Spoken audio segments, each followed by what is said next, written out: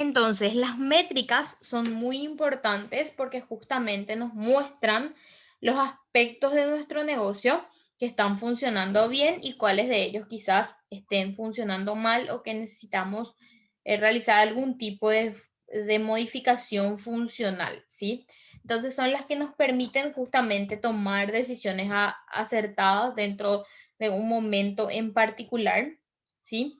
Y no cometer errores justamente en la toma de ciertas decisiones basadas justamente quizás en una creencia o en percepciones que nosotros lleguemos a tener. Entonces es muy importante que nosotros manejemos justamente las métricas y determinemos qué tanto impacto puedan llegar a tener dentro de nuestros emprendimientos. Entonces establecer una meta de crecimiento de forma semanal para una métrica en particular para cada actividad y hacer, podríamos decir, utilizar todas las estrategias posibles para que esa métrica dé los resultados que estamos esperando, ¿sí? Entonces, y si no apunta a eso, básicamente las estrategias, desde luego estamos invirtiendo un tiempo en algo que tiene poco valor. Pero también existen métricas que nos ayudan a gestionar nuestro negocio, ¿sí? Que quizás nos ayudan, pero no tienen un impacto directo en nuestros ingresos, ¿sí? Que serían, por ejemplo, las visitas a la web. Mucha gente puede visitar la web de mi emprendimiento, pero no comprarme, ¿sí? O mucha gente puede ingresar al local, como dice aquí, visitantes al local, pero no comprar, ¿sí? O descargar una aplicación de mi local, o las cartas de intención firmadas, o los seguidores que yo pueda tener en Facebook, Instagram, en Twitter, o los likes que pueda tener en mi publicación, o las veces que se visualizó mi anuncio, o los flyers o las apariciones en prensa o las personas a las que les gusta mi idea. Son ciertas métricas también que no miden quizás el impacto económico que yo pueda llegar a tener. O sea, puedo tener una página con muchos seguidores, pero no tener ventas, por ejemplo. Entonces, también hay métricas en las cuales tenemos que considerar que justamente no nos ayudan a los ingresos, pero sí nos ayudan a ver quizás las percepciones del mercado o las características de un segmento en particular o sus necesidades y hacer un filtro específico, ¿sí? Entonces, son métricas que determinan quizás algunas cuestiones, pero no los ingresos en particular, ¿sí? Bueno, las ventajas de llevar a cabo un registro de ingresos y también de egresos de nuestro negocio nos permite tener primeramente cierto conocimiento sobre nuestras finanzas, es decir, que el que tiene el conocimiento desde luego va a tener también el poder. El tener un registro de nuestros ingresos y gastos nos permite primeramente tomar decisiones respecto a una información, ¿sí? Es decir, yo no tomo una decisión en base a una percepción, sino ya estoy tomando en base a algo concreto, porque ya tengo un registro, ¿sí? Entonces, saber exactamente cuánto dinero entra y sale en un periodo determinado que dijimos que podría ser de forma diaria, semanal, mensual, quincenal, ¿sí? Dependiendo básicamente del emprendimiento y de lo que busco con eso. También dónde físicamente está el dinero, o sea, qué pago, las fechas en las que se van a pagar, cómo se van a pagar, ¿sí? El modo en el que se van a pagar. También tomar decisiones y pasos a seguir con base a un fundamento. Bueno, estoy gastando mucho en esto, creo que eso puedo reducir, bueno, ¿y por qué? Y básicamente puedo reducir porque puedo buscar un mejor proveedor, etcétera, etcétera, etcétera. Así, entonces, básicamente yo estoy tomando ya decisiones en base a un fundamento. También definir el orden de prioridad de las actividades, que es lo primero, que es lo segundo, ¿sí? También por sobre todo realizar los ajustes que sean necesarios para poder controlar los gastos y también reducir o eliminar todo lo referente a los gastos innecesarios, ¿sí? Aparte de ello, nos permite llevar también mucho más organizada la contabilidad de la empresa, es decir, cuando llega el momento de hacer nuevas declaraciones de renta, pasarle la información que necesita el contador, que va a ser mucho más rápido y fácil. tu registro debe ir siempre corroborado o respaldado por un archivo físico o digital, ¿sí? Con la documentación de recibos, facturas, comprobantes de pago, de todo lo que yo tengo registro. Es decir, bien, uno pague la luz, bueno, presilladora, presillo en un lugar, luz tanto, ¿sí? Entonces yo tengo también un registro con los comprobantes de pago, ¿sí? De manera que justamente eh, nosotros podamos pagar exactamente también la cantidad que nos corresponde en cuanto a los impuestos y no más ni menos, ¿sí? Y también vamos a tener obviamente mucho más dinero para nosotros, es decir, te puedo asegurar que llevar un registro significa justamente mucho más dinero para nosotros. ¿Y por qué? Primeramente porque nos ayuda a conocer el comportamiento del flujo de efectivo mes a mes, es decir, cuánto me sobra, cuánto ingresa, cuánto sale, ¿sí? También nos ayuda a estar pendiente de los cobros o cuentas por cobrar, permitiéndome también determinar el flujo de efectivo que yo voy a tener en un momento determinado, ¿sí?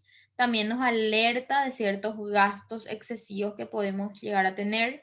También nos da claridad para saber en qué áreas podemos ahorrar más y también conocer cuánto gasta cada proveedor, cuáles son las bases, los números para tratar de negociar también quizás nuevas condiciones con los proveedores o con los servicios y costos, ¿sí?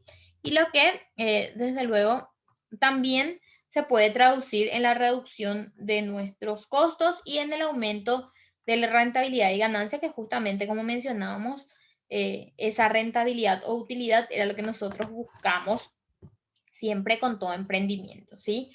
Entonces, ¿cuáles son las recomendaciones importantes? Y aquí es muy, muy importante que estén atentos porque hablamos de las recomendaciones para tener un buen registro. Primeramente, llevar un control de todas las ventas del día, ¿sí? Para conocer los ingresos diarios que tenemos. También llevar el control de todos los gastos, como ser compras, pago a los proveedores, viáticos y todo lo que sea egreso, es decir, todo lo que salga, ¿sí?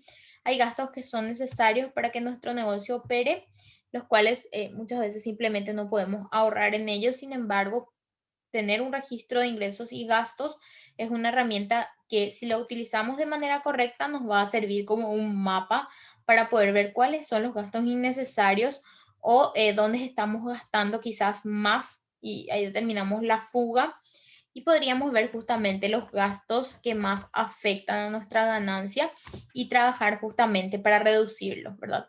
Entonces, si eres el que lleva las finanzas, aparte de todo lo demás, siempre es importante que podamos agendar al menos 2 días al mes para poder hacer la actualización, revisar y cotejar todo nuestro registro. Es decir, a ver si cierran justamente los números. También llevar de forma física y digital el registro y respaldar siempre con facturas, recibos y comprobantes para que sea obviamente más real toda la estructura que estamos manejando, ¿sí? Podemos apoyarnos también con softwares que pueden ser de acceso gratuito o de pago y usar las planillas que se encuentran también en la web, ¿sí? Separar las finanzas personales y comerciales, esto es muy importante cuando iniciamos el emprendimiento. Por lo general nosotros somos el propio jefe y creemos que el dinero es nuestro y justamente gastamos parte de ese dinero y no realizamos un registro de eso y después pasa que al mes nos damos cuenta que está faltando dinero y era justamente el dinero que nosotros mismos estábamos gastando, ¿sí? Entonces es importante también separar las finanzas personales de todo lo referente a lo comercial, ¿sí? También un seguimiento de nuestros clientes, es decir, de que nos sirve una planificación de ventas con una estrategia de marketing buena y al final no le dáramos el seguimiento correspondiente en cuanto a contactar con las personas, en cuanto a hacer un seguimiento de las cotizaciones que enviamos, por ejemplo, ¿sí? Entonces, es importante hacer también ese seguimiento para que desde luego el cliente se sienta mucho más, podríamos decir, conectado con la empresa, ¿sí? Entonces, es importante también saber que si una persona nos pide una cotización, nosotros remitimos por correo electrónico la cotización y no recibimos respuestas. Después de 3 días podemos hacer un reenvío del correo y preguntarle si la cotización le llegó, ¿sí?